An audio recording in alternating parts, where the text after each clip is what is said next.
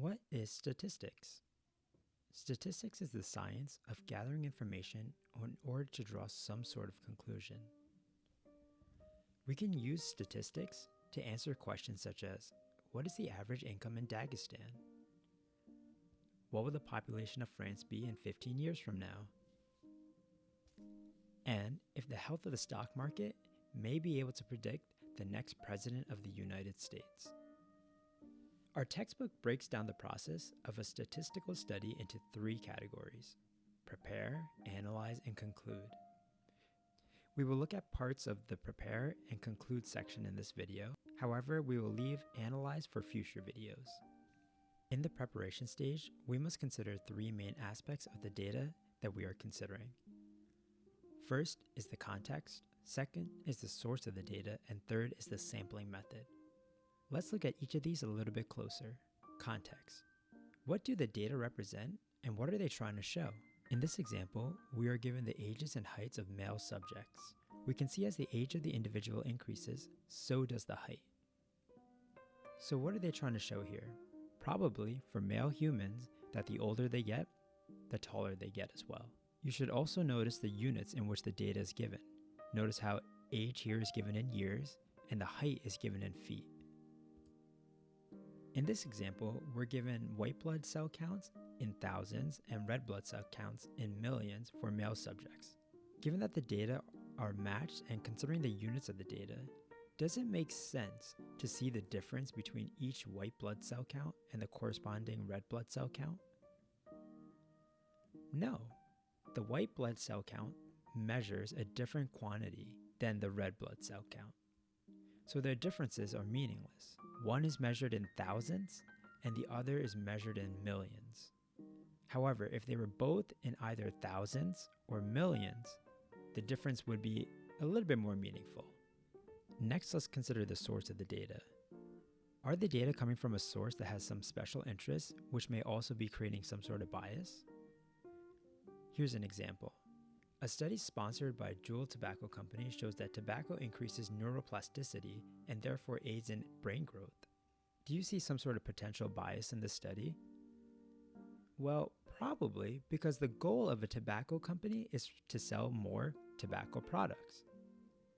So it's very likely that they skew their study to benefit their own cause. Amounts of arsenic in samples of rice grown in Texas were measured by the FDA. Do you see any potential for bias in this example? Well, I would say no. There does not appear to be any potential to create bias since the study was done by a credible source. Whether the amount of arsenic is high or low serves no benefit to the FDA. It's just pure research for them. Next, we'll cover sampling method. Was the data collected in an unbiased way? This is probably the most common way in which a study can be found to be biased. Let's look at some things we should watch out for. First is a voluntary response sample, also known as a self-selected sample. This is when an individual decides themselves if they want to be part of an experiment or a survey. Examples of these are internet polls that you'll see on websites or YouTube ads, also mail-in polls, telephone call-in polls. In all of these instances, only people with strong feelings towards the survey tend to respond, and that usually creates some sort of bias. What do you see wrong with this survey? In this survey, people volunteer to respond, so they would be considered a voluntary response sample. Those that do choose to respond to the poll are also more likely to use the internet for general use. However, this may not reflect the opinion of the general public. What's wrong with this survey? This survey may be biased due to the picture in the background. It shows the president as a power figure and may capture the interest of only those who see him as such. Also note who the survey was paid by. All things to keep in mind. Next, we'll deal with observing versus reporting. What they're saying is that it's better to observe or measure data rather than asking subjects to answer for you. So imagine we're trying to find the average weight of people in a classroom. It's probably better to weigh the subjects themselves than to ask them why. because a lot of people may not feel comfortable revealing their true weight. Another example is if we want to find out what percentage of people wash their hands after they use the bathroom.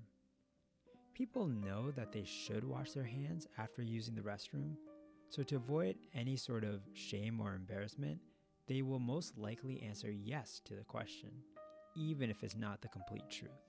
So the only way to find out the truth is to observe them in the act. A loaded question is when you intentionally word questions to get a certain answer out of your subject.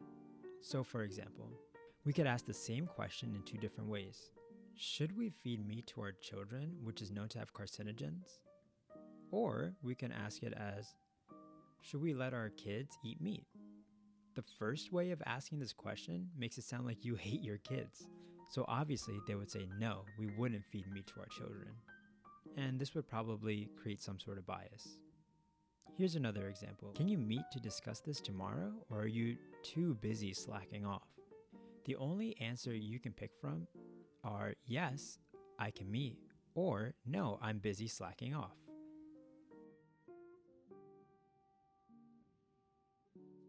The order of a question also matters.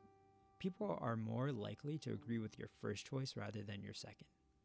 For example, if you ask someone, would you say karate is a more effective martial art than jujitsu? In this case, most people would say, yes, I do think karate is more effective. However, if you switch the order around, meaning if you said, would you say jujitsu is a more effective martial art than karate? More people would answer, yes, I do think jujitsu is more effective, simply because it comes first in the sentence.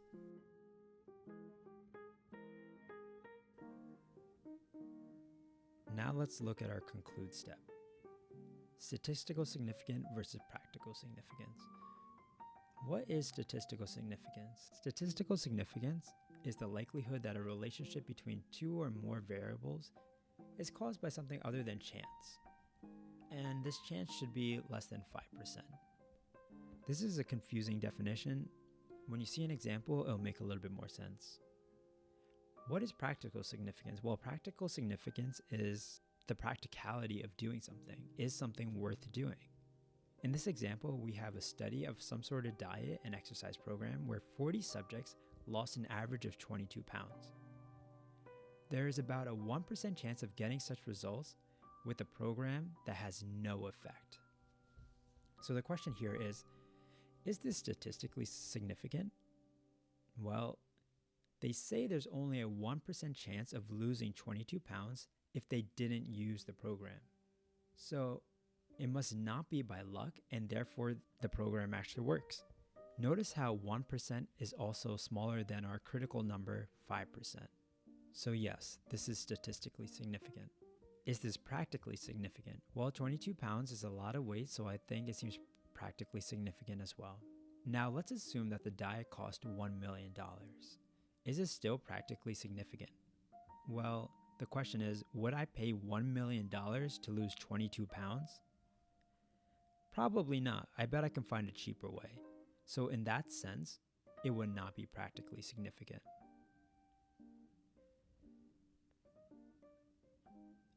Is this statistically significant?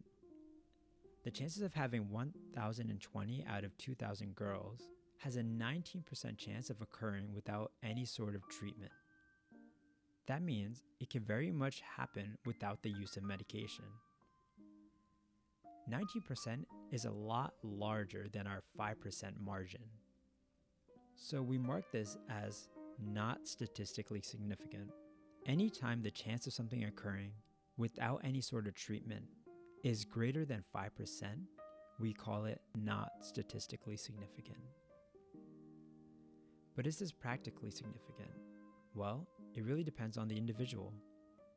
But if we were just looking at the numbers, 1,020 out of 2,000 is 51%. Normally the chance of having a girl is 50%, so it may not be worth paying all of this money for a 1% increase in chance. So I would deem it as not practical. If statistical significance is a little confusing, don't worry. We will delve into the mechanics of it later in the semester. But a key component to remember is that just because something is statistically significant doesn't ensure that it's practically significant. Okay, last thing we must be wary of in the conclude step is misleading conclusions. The key to avoiding misleading conclusions is to remember that correlation does not imply causation.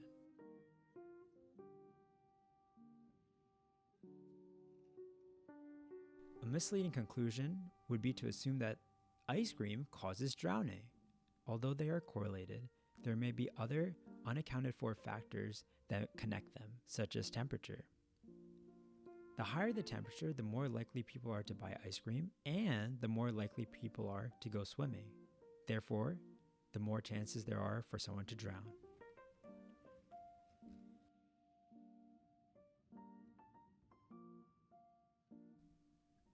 A misleading conclusion would be to assume that unemployment leads to positive stock market health.